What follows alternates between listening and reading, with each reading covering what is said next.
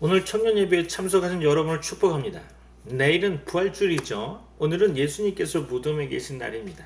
오늘의 말씀은 사도행전 강에 이어서 사도행전 21장 보겠습니다.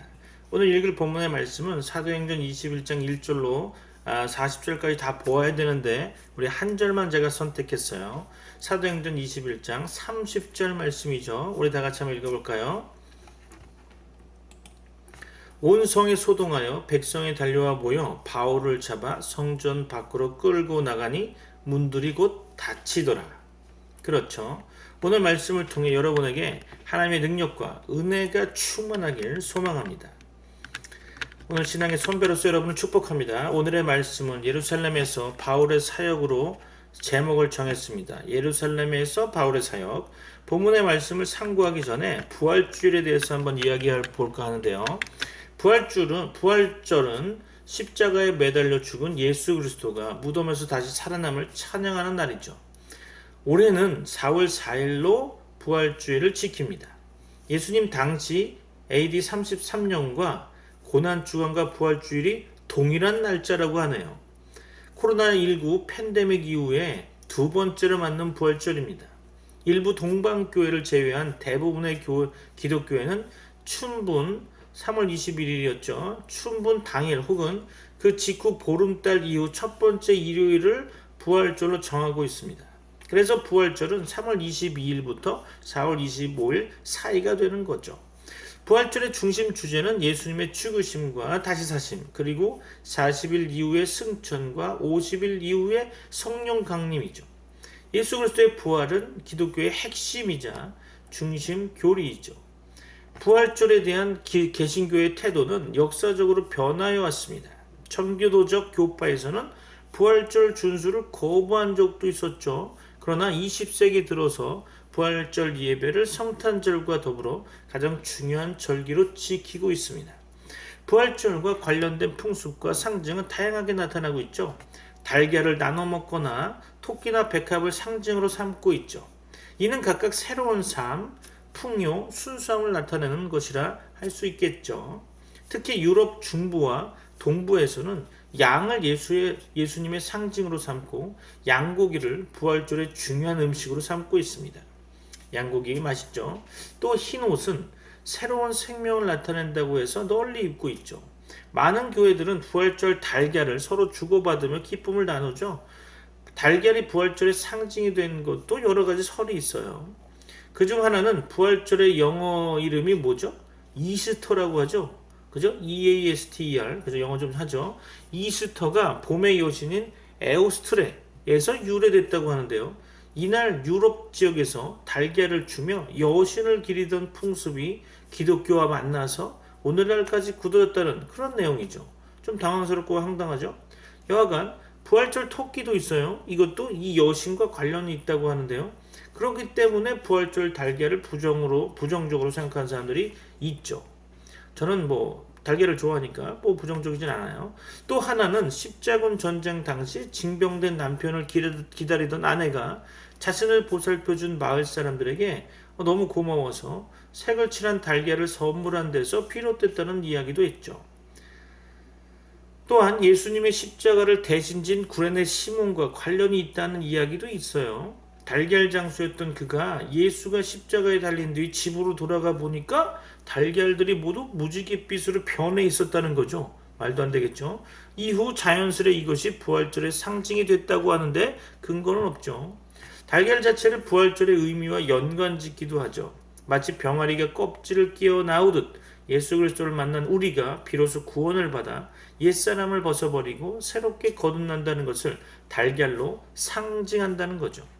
이 밖에도 미와 선을 의미하는 백합으로 장식을 하거나 예수님의 희생을 뜻하는 양으로 음식을 만들어 먹는 풍습이 있다고 합니다. 여하간 부활절에 자주 등장하는 토끼가 있는데 이 토끼의 기원은 13세기로 거슬러 올라가는데요. 아동문학과 문화 플로리다 대학 센터에 따르면 일부 사람들은 여전히 봄과 다산의 여신을 숭배하고 있었으며 토끼는 복제율이 높기 때문에 여신의 상징이었죠. 가혹한 겨울에서 새로운 삶과 활력을 상징하는 봄으로 토끼와 달걀은 점차 상호 연결되어 가죠. 토끼는 알을 낳을 수 없으므로 이는 믿을 만한 이유가 전혀 없죠. 부활절 토끼와 부활절 계란을 즐기는 데는 아무런 해가 된다고 생각하진 않죠. 하여튼 토끼를 활용해서는 안 된다는 의견도 요즘에 많이 나타나고 있죠. 그 중에서 에반젤리컬 프렌즈 처치 리더십 개발 담당자 랜디 해커트라는 박사는 상당히 길죠. 토끼는 안 되고 산타클로스는 괜찮다. 또 이런 얘기를 또 하고 있죠. 말도 안 되죠. 그게 그건데 우리가 마리아나 요셉 또는 다른 신앙의 인물들에 대한 존경을 표하는 것처럼 선행의 모범으로서 세인트 니콜라스, 산타클로스죠. 세인트 니콜라스를 활용할 수 있다고 그는 주장한다고 해요. 뭐 중요하지 않아요.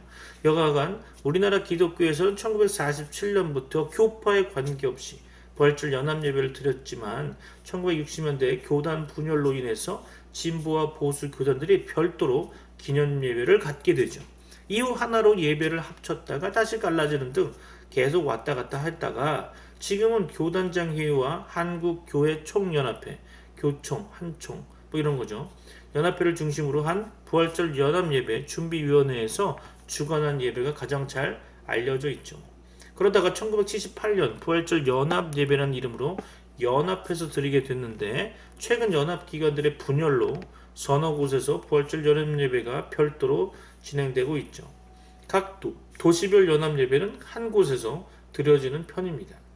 부활절은 구약의 유월절과 맥이 다 있는데요. 유월절은 이집트 노예 생활에서 벗어나 해방된 데 대한 감사의 절기죠. 하나님께서 애굽에 내린 10가지 재앙 중 마지막인 이집트에서 태어난 모든 첫 아이, 가축들도 포함해서 그 첫 아이의 죽음을 앞두고 모세는 이스라엘 민족에게 어린 양의 피를 문설주에 바르면 죽음의 사자가 그 집을 그냥 지나칠 것이라고 했죠. 패스오버 한다는 거죠. 유월절은 여기서 유래했습니다. 세월이 흘러 예수 그리스도는 유월절 기간에 체포되고 십자가에 달려 돌아가셨기 때문에 부활절과 유월절은 비슷한 시기에 있었다고 생각할 수 있죠. 여하간 오늘 본문을 보면서 사도행전 송으로 한번 들어가 볼까요? 자, 1절로 2절, 1절로 6절 말씀 한번 쭉 읽어볼게요. 우리가 그들을 작별하고 배를 타고 바로 고스로 가서 이튿날 로도에 이르러, 그죠? 지명이 계속 나오죠. 고스, 로도. 거기서부터 바다라로 가서 베니게로 건너가는 배를 만나서 타고 가다가 구브로를 바라보고 이를 왼편에 두고 수리아로 항해하여 두로에서 상륙하니 상당히 디테일하죠. 거기서 배의 짐을 풀려 함이로라. 제자들을 찾아 거기서 1일을 머물더니 7일을 머물었다는 거죠. 그 제자들이 성령의 감동으로 바울더러 예루살렘에 들어가지 말라고 하더라. 예언하는 거죠. 성령 받으면 예언도 할 수 있다는 거예요. 이 여러 날을 지낸 후 우리가 떠나갈새 그들이 다 그 처자와 함께 성문 밖까지 전송하거늘. 그렇죠. 우리가 바닷가에서 무릎을 꿇어 기도하고. 왜 기도했을까요? 바울이 가면 죽는 걸 아는 거죠. 서로 작별한 후 우리는 배에 오르고 그들은 집으로 돌아가니라.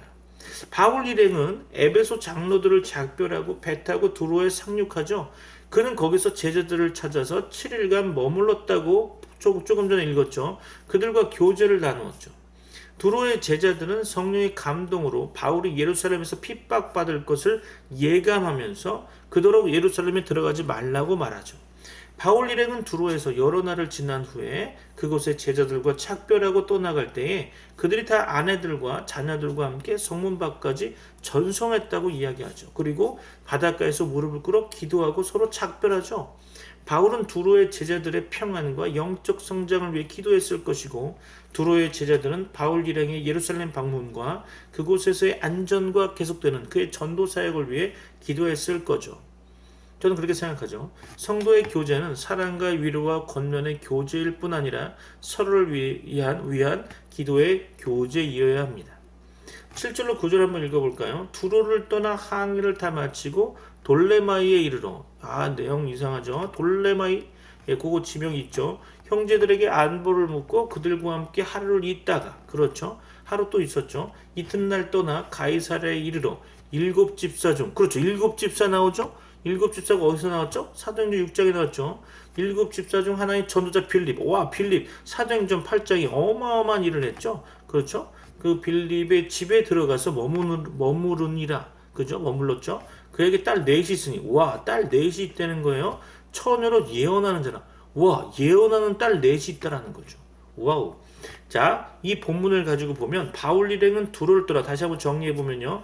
바울 일행은 두로를 떠나 가이사랴에 이르렀죠. 7집사 중 하나인 전도자 빌립의 집에 들어가서 머물게 되는 거죠. 빌립은 예루살렘 교회가 구제와 봉사일을 위해 세웠던 7집사들 중 한 사람이죠. 사도행 6장 아시죠? 그는 하나님의 은혜로 사마리아에 최초로 복음을 전했던 사람이죠. 그리고 에디오피아 여왕의 네시에게 복음을 전한 전도자였죠. 그죠? 사도행전 8장에 보면 놀라운 역사가 일어나죠. 그에게는 예언하는 4딸이 있었다고 본문은 이야기합니다. 하나님께서는 구약시대에 남자를 세워서 선지자나 제사장이나 왕을 삼으셨고요. 신약시대에도 남자를 사도와 목사와 장로와 집사로 세우셨고, 여자는 교회에서 잠잠하라고 교훈했지만 비상한 경우, 좀 특별한 경우에는 예외적으로 여자에게도 예언의 은사를 주셨다는 거죠. 그러니까 여기 본문에서 딸 넷이 예언했다라는 것은 진짜 이건 조금 특별한 경우라는 걸 기억해야 돼요. 구약 시대에 미리암과 드보라가 그랬었죠. 신약 시대에는 빌립의 딸들만 기록되어 있어요. 그죠? 또 10절로 11절을 보면 여러 날 머물러 있더니 아가보라고 하는 한 선지자가 유대로부터 내려와. 그죠? 아가보라고 하는 선지자가 나와요.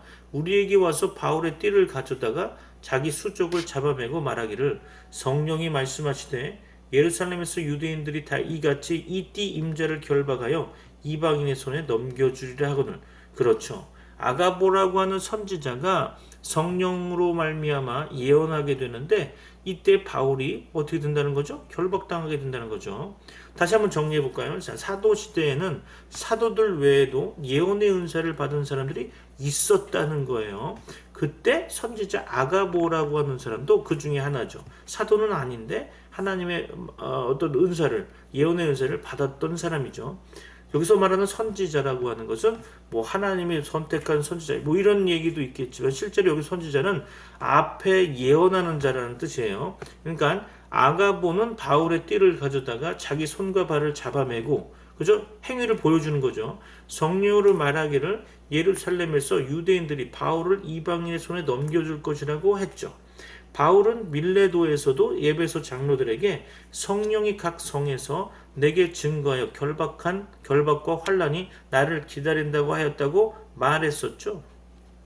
여하간 12절로 14절 말씀 계속 이어서 보면 우리가 그 말을 듣고 그곳 사람들과 더불어 바울에게 예루살렘으로 올라가지 말라고 권하니 바울이 대답하되 여러분이 어찌하여 우러 내 마음을 상하게 하느냐. 그렇죠. 나는 주 예수의 이름을 위하여 결박당할 뿐 아니라 예루살렘에서 죽을 것도 각오하였노라. 이것이 바로 선교사의 어떤 마인드죠. 그죠? 결박당할 뿐 아니라 예루살렘에서 죽을 것도 각오하였다는 이 바울의 고백이 바로 선교사의 고백이 되어야 되고 선교사의 마인드가 되어야 된다는 거죠. 여하간 그가 권함을 받지 아니하므로 우리가 주의 뜻대로 이루어지기도 하고 그쳤노라. 그렇죠? 계속 못 가게 얘기를 했지만 바울의 이러한 강력한 마음 때문에 가게 된 거죠. 다시 한번 정리해 볼까요? 바울 일행과 가이사랴의 성도들은 선지자 아가보의 예언을 듣고 바울에게 예루살렘으로 올라가지 말라고 권해줘. 그렇죠? 권하게 되죠. 그들의 권함은 진지했고 간곡하였을 거죠. 그러나 예루살렘에 올라가려는 바울의 결심은 더 확고했음을 본문을 통해 우리가 알게 되는 거죠. 바울이 예루살렘으로 올라가려고 한 것은 왜 그랬을까요? 예루살렘을 사모한 이유 외에도 아시아와 마게도냐에서 더 이상 그가 전도할 곳이 없었다고 저는 생각합니다.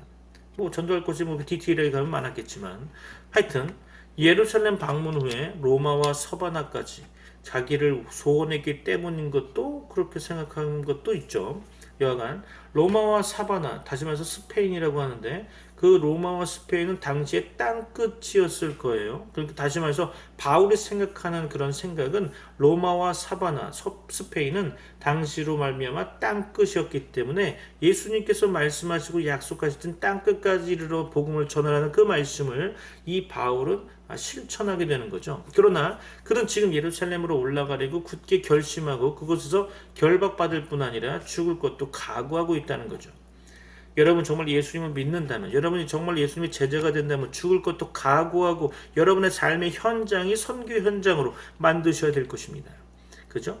바울은 오직 하나님을 위하여 예루살렘에 올라가려고 했던 거죠. 사람이 어떤 결심을 하든지 하나님께서는 결국 그의 뜻을 이루실 것이라는 것을 여러분은 기억하여야 하는 거죠. 15절, 19절 계속 이어볼까요? 자, 계속 이어보니까 심심하죠. 자, 이 여러 날 후에 여장을 꾸려 예루살렘으로 올라갈새 가이사랴의 몇 제자가 함께 가며 한 오랜 제자 구브로 사람 나손을 데리고 가니, 그죠? 나손 제자였죠. 이는 우리가 그의 집에 머물려 함이라. 그렇죠. 예루살렘에 이르니 형제들이 우리를 기꺼이 영접하거늘 그 이튿날 바울이 우리와 함께 야고보에게로 들어가니 장로들도 다 있더라. 바울이 무난하고 하나님이 자기의 사역으로 말미암아 이방 가운데서 하신 일을 낱낱이 말하니. 그렇죠. 바울은 예루살렘에 와서 일행과 함께 야고보와 장로들에게 문안합니다. 이 야고보는 예수님의 동생이었죠. 갈라디아서 1장 19절 말씀처럼 예수님의 동생이었던 야고보, 예루살렘 교회의 대표적 인물이었죠. 바울이 예루살렘 교회 지도자들, 특히 야고보에게 문안한 것은 좋은 본이 될 겁니다. 교회는 주 안에서 하나이기 때문에 우리는 할 수 있는 대로 서로 교제하고 문안해야 하는 거죠. 성도의 교제는 항상 즐겁고 복된 일이며 하나님께서 원하시는 바라고 생각됩니다. 바울은 또 하나님께서 자기의 봉사로 말미암아 이방인들 가운데서 하신 일을 낱낱이 보고하였죠. 그것은 물론 의무사항은 아니었습니다. 그러나 주의 사역자들이 자신들을 통해 하나님의 하신 일들을 서로 나누는 것은 즐거운 일이겠죠. 바울은 보고할 때 하나님께서 자기의 봉사로 말미암아 이방인들 가운데서 행하셨고 이루셨다고 말하고 있습니다. 그렇죠. 전도자들의 사역은 순전히 하나님의 행하신 일입니다. 그러니까 자랑하라는 것은 아니죠. 사람의 힘으로는 한 명도 구원할 수 없으나 십자가에 죽으시고 3일 만에 다시 사신 구주 예수 그리스도께서는 죄인들을 구원해 내실 것입니다. 20절로 22절 계속 읽어볼까요? 그들이 듣고 하나님께 영광을 돌리고 바울더러 이르되 형제여 그대도 보는 바에 유대인 중에 믿는 자 수만 명이 있으니 다 율법의 열성을 가진 자라. 네가 이방에 있는 모든 유대인을 가르치되 모세를 배반하고 아들들에게 할 일을 행하지 말고 또 관습을 지키지 말라 한 다음을 그들이 들었도다. 그러면 어찌할꼬 그들이 필연 그대가 온 것을 들으리니. 뭔가 문제가 있어 보이죠. 바울의 전도 보고를 들은 야고보와 장로들은 주께 영광을 돌렸죠.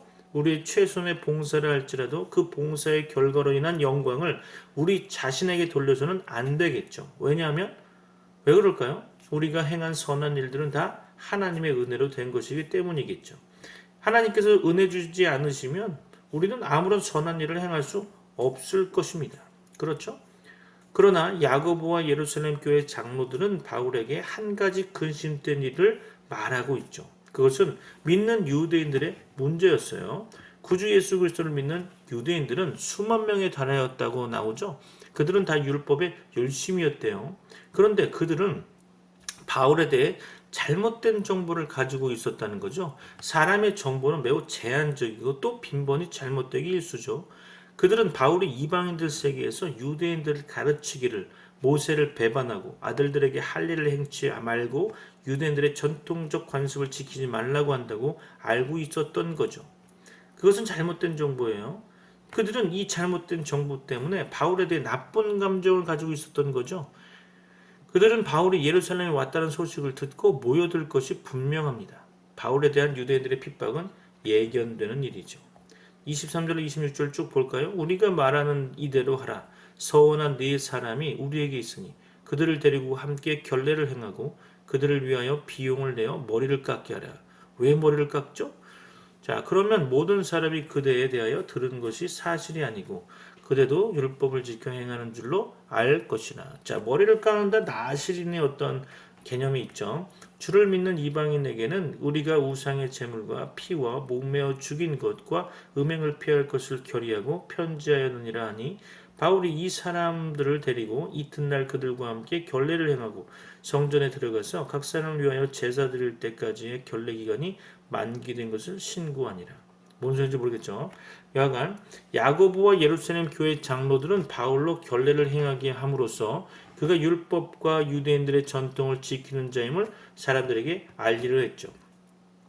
바울은 준비된 사람들을 데리고 이튿날 그들과 함께 결례를 행하고 성전에 들어가 각 사람을 위해 제사 드릴 때까지 결례에 만기된 것을 고하였다고 하죠. 사도시대 예수님 믿는 유대인들은 여전히 율법의 규례를 지키고 있었다는 거죠. 그것은 과도기적 현상이에요. 그러나 사도행전 15장의 예루살렘 총회는 주 예수 그리스도를 믿는 이방인들에게는 단지 4가지만 조심하도록 결의하고 있었죠. 자, 이해가 되시겠습니까? 이해가 잘 안 되죠? 그죠? 이해가 잘 안 될 거예요. 여기서 결례를 행한다는 단어가 나오잖아요. 그죠? 결례를 행한다. 그럼 결례를 행한다가 뭐죠? 그렇죠. 정결 예식을 한다는 뜻이에요. 정결 예식을 한다.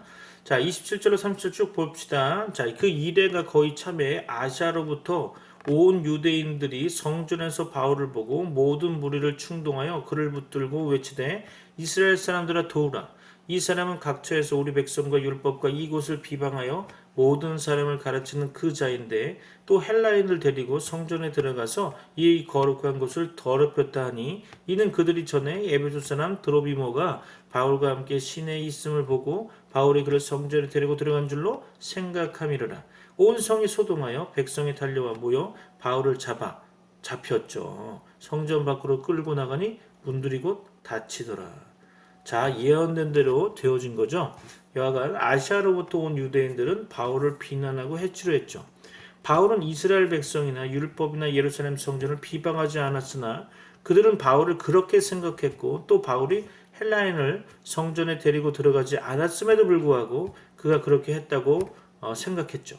그들의 잘못된 생각에서 거짓되고 악한 비난과 선동의 말이 나오게 되는 거죠. 사람의 말은 영향력이 있어요. 좋은 말은 좋은 영향을 끼치지만 나쁜 말은 나쁜 영향을 끼치게 되어 있죠. 우리는 어떤 사람에 대해 정확한 지식을 가지고 바른 판단을 내려야 할 거죠. 그러므로 우리는 어떤 선동하는 말에 바른 생각과 바른 판단 없이 따라다녀서는 안 되겠죠. 자, 그 이후의 말씀을 보면 바울은 잡혀 죽을 위험에 처했으나 치안을 맡은 로마 군인인 천부장이 소동의 소식을 듣고 급히 군사들을 거느리고 오게 되죠. 이것은 하나님의 은혜라고 할 수 있겠죠. 사람의 죽음은 하나님의 정하신 시간이 되어야 되는 거예요. 아무 때나 죽는 게 아니겠죠. 하나님께서는 천부장을 보내심으로 바울에게 피할 길을 주십니다. 왜냐하면 아직도 전도할 사역들이 남아있기 때문에 그러겠죠. 그래서 바울은 두 쇠사슬에 결박되어 끌려갔는데 사람들은 그를 없애자고 외치며 따라가죠. 이것이 어두움이 지배하는 세상의 현실입니다. 예수님께서 정죄를 받으실 때도 그랬죠. 많은 사람들이 예수님의 은혜를 받았음에도 불구하고 오병의 기적을 현장을 보았음에도 불구하고 많은 사람들 예수님한테 고침을 받았음에도 불구하고 예수님을 죽이라라고 하는 그 현장에 그들도 있었죠. 그러나 하나님께서는 살아계십니다. 그는 사람들의 선행과 악행을 다 보시고 헤아리시고 판단하시고 보응하실 거죠.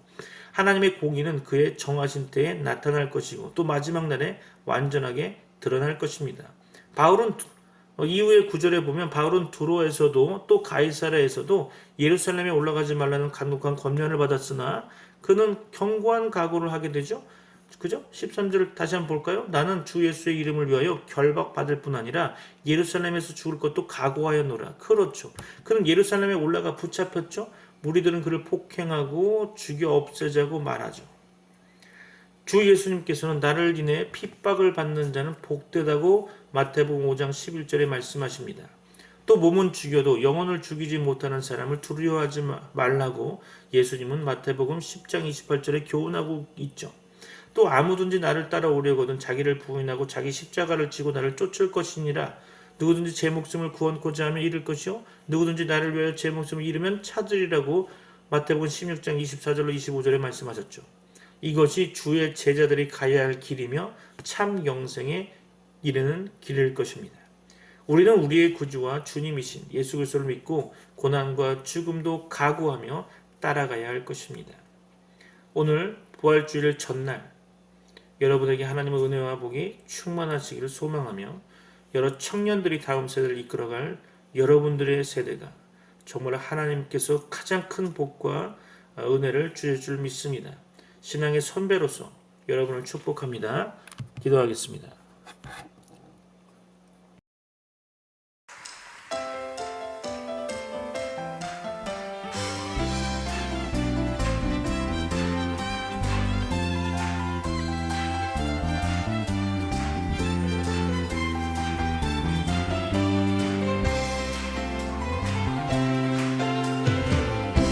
세상 사는 동안에 예수님 닮기 원하네. 가질 수 없는 것 많아도 주를 찬양해. 이 세상 모든 만물 변해도 변하지 않는 한 가지, 천지 만물 창조하신 주 예수 크신 사랑.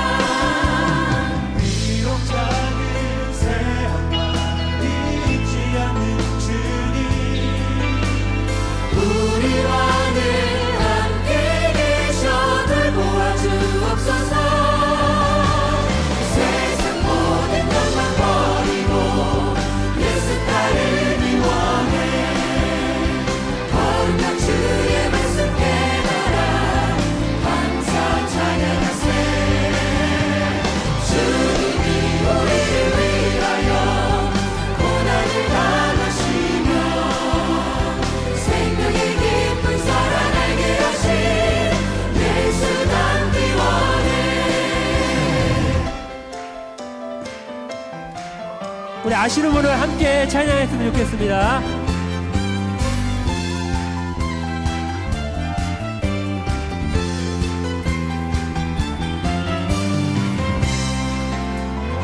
우리가 세상 사는 동안에 우리가 세상 사는 동안에 예수님 닮기 원하네.